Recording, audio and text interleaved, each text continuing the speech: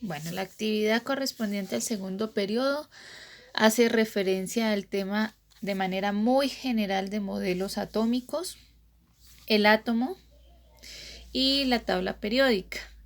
Hay que tener en cuenta que pues este tema son temas que en realidad son proyectados porque los piden en las pruebas IFEX, y como pues el tiempo y el espacio para enviar talleres aquí están limitados, pues trato de ser muy puntual con los temas que posiblemente van a incidir más en las pruebas. Les recuerdo, chicos, por favor, lean la guía completa. Les recuerdo que tienen que hacer la guía en su totalidad, tratar de desarrollarla bien. Todas las herramientas que necesitan están en la misma guía, que no hay, la verdad es que lo único que van a necesitar por fuera de la guía es el diccionario que ustedes utilizan en sus clases tal vez de español. Entonces, por favor, seamos un poquito juiciosos porque las actividades aquí son muy sencillas. Recuerden que hay una parte de la guía en la que se explica las actividades en la primera parte y una segunda parte en donde viene el taller de aplicación de esos conceptos. Entonces, la idea es aquí explicarles la guía de manera muy general, hacer algunas anotaciones de teoría para que ustedes puedan tener más clara la actividad. Los modelos atómicos es un tema que se viene trabajando, que seguramente ustedes lo van a encontrar en sus pruebas de estado, y hace referencia a la evolución que ha tenido el átomo a la actualidad. Es un tema que se ve que se utiliza actualmente. Entonces, aquí habla de un modelo atómico de los griegos, en donde Leucipo y Demócrito hablaron de unas primeras partículas que eran las que conformaban todo lo que se veía. Sin embargo, esta teoría no fue, pues no tuvo mucha validez, porque en esa época estaba Aristóteles, y Aristóteles hablaba de que todo se componía de 4 elementos: agua, aire, fuego y tierra. Aristóteles tenía más nombre que Leucipo y Demócrito, y por lo tanto pues esa teoría permaneció con más fuerza. Luego viene John Dalton, que él habla de una teoría en donde toma lo que dijeron Leucipo y Demócrito y saca unos postulados, ¿sí? Esos postulados, yo sé que acá de pronto no se ve, pero el modelo es así en una esfera. Entonces, los postulados habla de que la materia está constituida por átomos, ¿sí?, que no se pueden ver y que no se pueden destruir ni separar para ese entonces, que los átomos constituían todo lo que se veía, que habían combinaciones de átomos para generar compuestos, y que esos compuestos tenían unas proporciones definidas. El primer modelo es una esfera sólida. ¿Listo? Ese es el primer modelo. Ahí hay un circulito, ese es el primer modelo, una esfera sólida. Después de este modelo viene una evolución a partir del modelo de Dalton, que es el de Thomson. Thomson ya habla de que no solamente el átomo es una esfera sólida, sino que él dice que hay unas incrustaciones en ese átomo de algunos elementos diferentes a la esfera sólida. En este caso habían unas incrustaciones negativas en una esfera sólida positiva. Es decir, que él ya está hablando que hay una electronegatividad o que hay unas cargas dentro del átomo. Y esta teoría se conoció como el pastel de uvas pasas o el pudín de uvas pasas. ¿Por qué?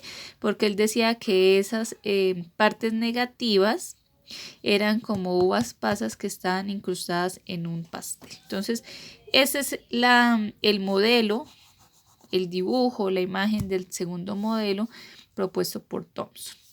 De ahí, antes de pasar a una evolución de ese modelo, se vino un descubrimiento de unas subpartículas. Las subpartículas son lo que conforman el átomo en sí. Entonces, esas subpartículas, dentro de las subpartículas está el protón, y están los electrones y están los neutrones. Esas son las tres partículas que nosotros conocemos.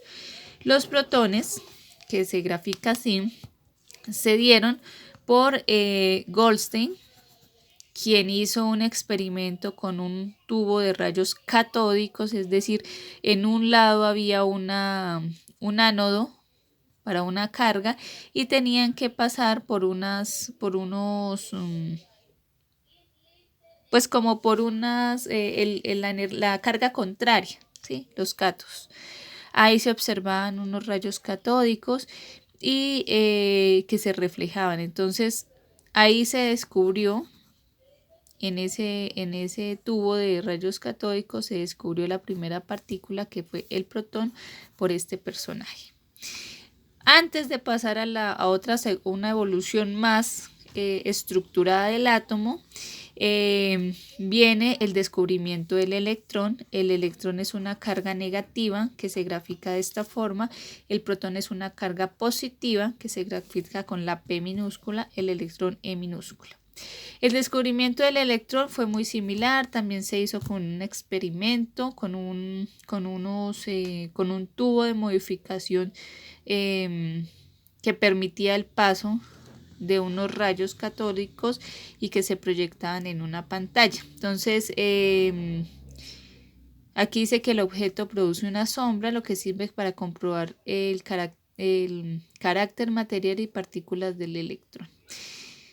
Aquí se descubre, importantísimo, el electrón. El electrón hace un papel fundamental en los átomos porque son los que permiten darle la característica al elemento, pero también permiten hacer eso que decía por allá Dalton, de combinaciones para generar compuestos.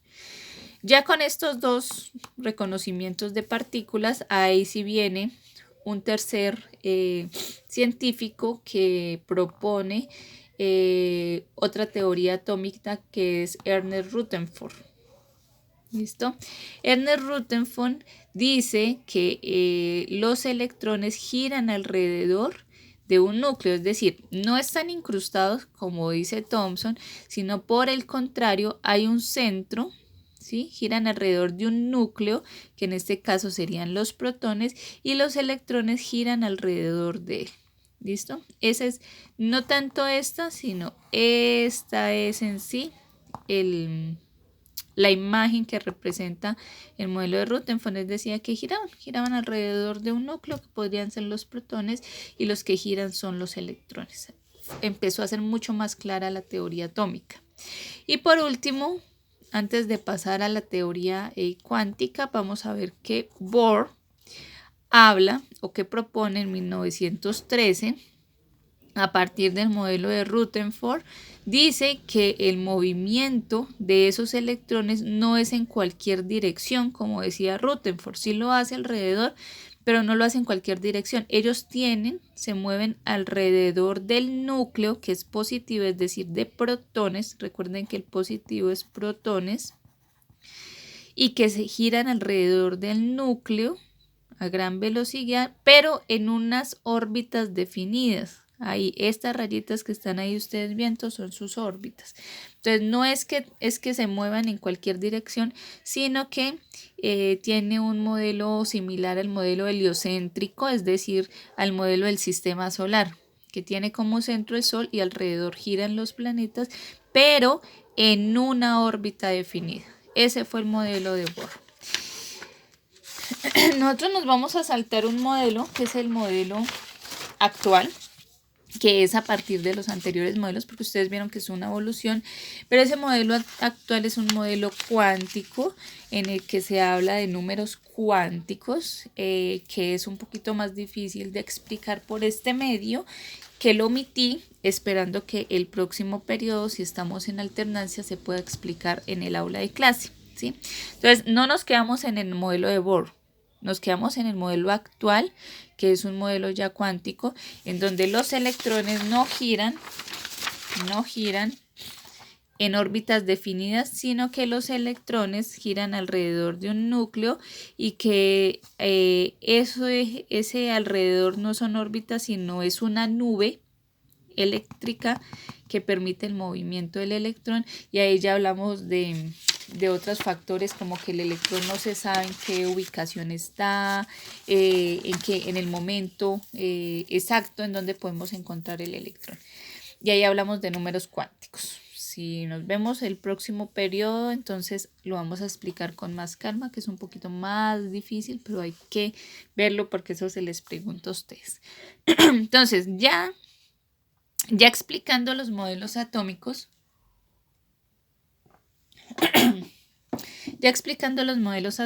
entonces se define que esas tienen unas subpartículas. Esas subpartículas en sí son los protones, los protones con carga positiva que se encuentran en el núcleo, ahí está clarito, los electrones que se escriben así, con carga negativa, que giran alrededor del núcleo, y los neutrones que tienen carga neutra, por eso solo aparece la N, ni positivo ni negativo, es una carga neutra, y que se encuentran en el núcleo también. Entonces, ahorita miramos cuál es la función del neutrón, porque en realidad el neutrón nos permite decir que sea un isótopo de un elemento y diferenciarlo de otros